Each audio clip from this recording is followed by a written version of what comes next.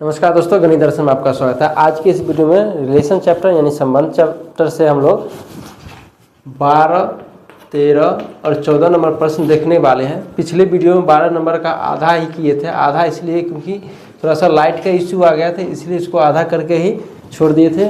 बाकी इसका आधा देखेंगे और 13 नंबर और 14 नंबर प्रश्न देखेंगे। ठीक है, तो वीडियो से बने रहें। रिलेशन चैप्टर और NCERT बुक है, बिहार टेक्स्ट बुक है। ठीक है,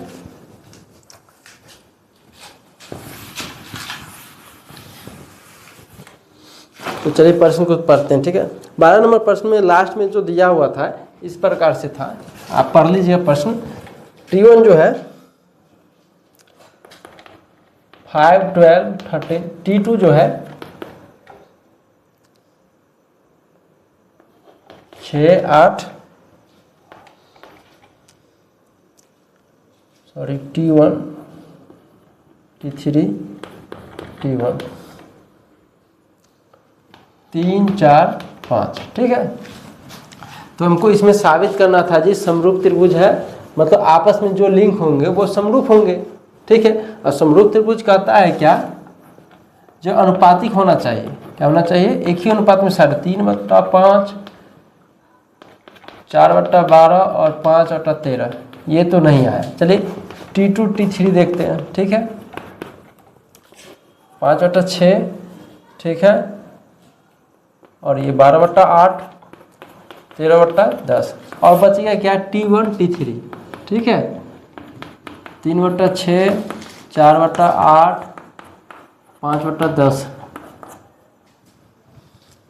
यानी 1/2, 1/2, 1/2। ठीक है, तो दिए गए प्रश्न के अनुसार T1, T2 मतलब T3 आपस में संबंधित है, तो समरूप है। T1 और T3 क्या है? समरूप है, और संबंध के हिसाब से क्या है? आपस में संबंधित है, आपस में संबंधित है। ये 12 नंबर का हाफ पार्ट है, लास्ट का। ठीक है, 13 नंबर प्रश्न है, सिद्ध कीजिए कि समस्त बहुभुजों के समुच्चय में A में R इस प्रकार है कि भुजाओं की संख्या समान है। तो इसमें तुल्यता साबित करना है। ठीक है, 13 और 14 नंबर प्रश्न एक ही प्रकार का है। चलिए देखते हैं 13 नंबर प्रश्न। सेट ए क्या है? समस्त बहुभुज, समस्त बहुभुज।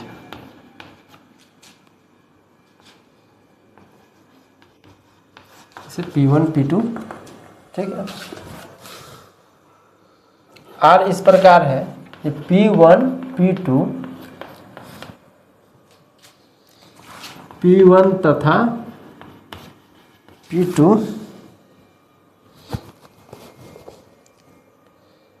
भुजाओं की संख्या की भुजाओं की संख्या समान है, समान है।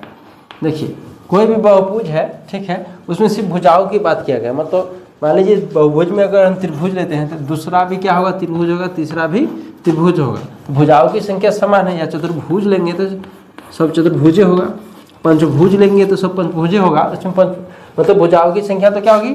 बराबर होगी। इसी बात को साबित कर रहा है तुल्यता। तो देख लीजिए, पहले तो सतुल्य दिखाएंगे।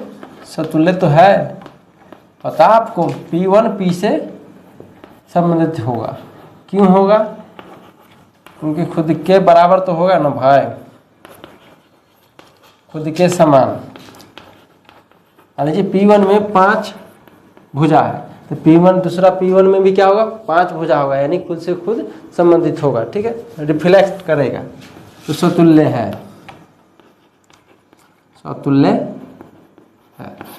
दूसरा कंडीशन क्या है? सममित, मतलब दूसरा संबंध सममित देखना है। सममित के लिए लिखेंगे। ठीक है, अच्छा, P1 और P2 के भुजा समान है,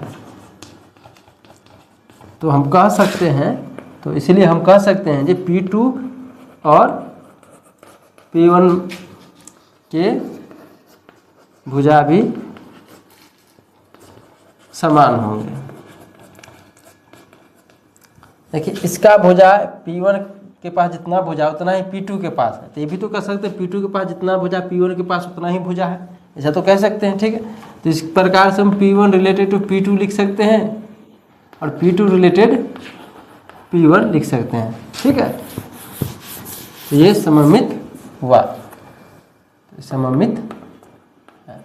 संक्रामक P1 रिलेटेड टू P2 होना चाहिए, P2 रिलेटेड P3 होना चाहिए और P1 रिलेटेड टू P3 ये होगा, क्योंकि P1 कॉमा P2 और P3 के पास समान भुजा है, समान भुजा है। ठीक है, जब संबंध स्वतुल्य, सममित और संक्रामक तीनों होती है, ये संक्रामक है, संक्रामक के लिए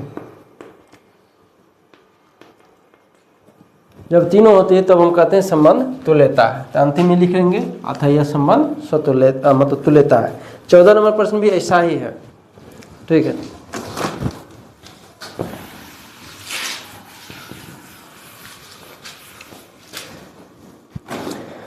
चौदह नंबर प्रश्न क्या है, कोई प्लेन है, ठीक है, और उसमें लाइंस है, ठीक है, रेखाएं हैं, ठीक, और रेखाएं क्या है,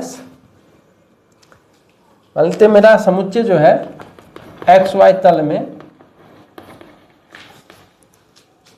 रेखाएं, सेट इस पर देखना है हमको, संबंध आर इस प्रकार से है, ये L1 L2 के L1 और L2 आपस में समांतर है, आपस में समानांतर है। समानांतर का क्या मतलब था, एक रेखा और दूसरी रेखा के बीच की दूरी समान हो तब क्या कहलाता है, समांतर। L1 समांतर L2। अच्छा, स्वतुल्य के लिखेंगे, सभी रेखा समम, स्वतुल्य के लिए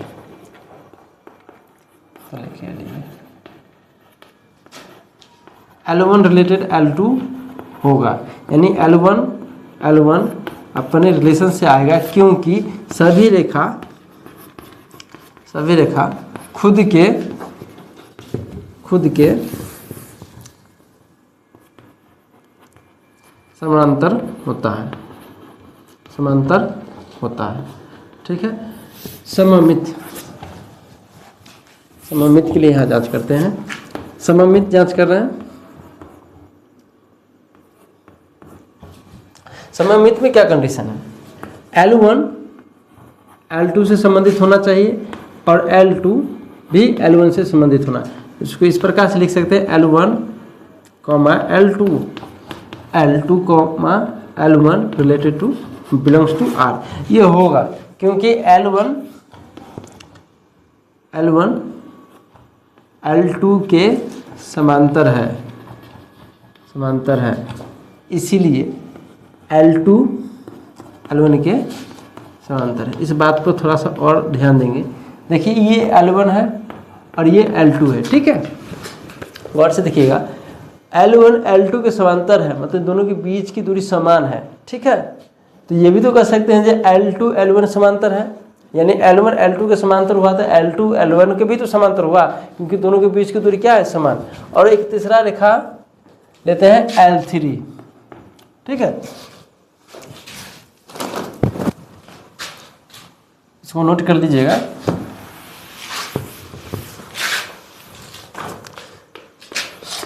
L1 related to L2, L2 related to L3, तो L1 रिलेटेड टू L3 होना चाहिए। है क्योंकि देखिए L1 के समांतर L2 दूसरा रेखा और तीसरा, ठीक है, ये दोनों को मिटा दें तो दोनों के बीच का दूरी क्या है, समांतर ही तो है।